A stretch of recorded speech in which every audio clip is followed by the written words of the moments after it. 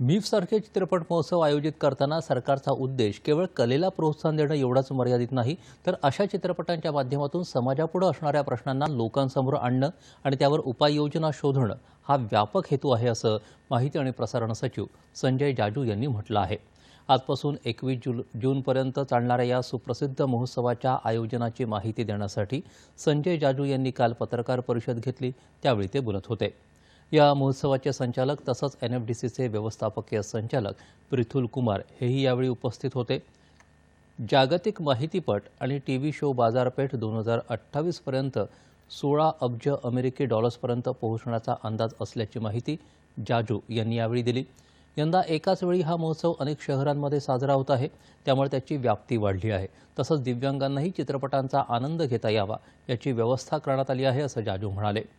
उद्घाटन समारंभात एफटीआयच्या विद्यार्थ्यांचा लघुपट sunflower was first one to know प्रदर्शित केला जाईल।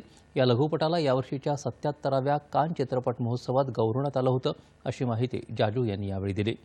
विविध भाषा आणि विविध प्रकारचे निर्माते असलेला भारत एक विशाल आणि वैविध्यपूर्ण देश आहे। समाज माध्यमांच्या जमान्यात असे बरेच निर्माते आहेत ज्यांनी सिनेमाचं प्रशिक्षण घेतलेलं नाही, परंतु त्यांच्याकडे एक प्रचंड मोठा प्रेक्षक वर्ग आहे। त्यांनी तयार केलेल्या सामग्री प्रचंड लोकप्रिय असतात। अशा स्वतंत्र चित्रपट निर्मात्यांना प्रोत्साहन देण्यासाठी अनेक सरकारी योजना आहेत, त्यांना महोत्सवाच्या माध्यमातून संधी मिळेल, असंही त्यांनी सांगितलं। भारताची सुप्त सांस्कृतिक शक्ती अशा महोत्सवातून जगाला दिसते।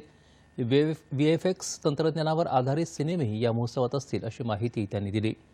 माहिती आणि प्रसारण सचिव संजय जाजू आणि महोत्सवाचे संचालक तसंच एनएफडीसीचे व्यवस्थापकीय संचालक पृथुल कुमार यांनी महोत्सवाच्या तयारीचा आढावाही घेतला।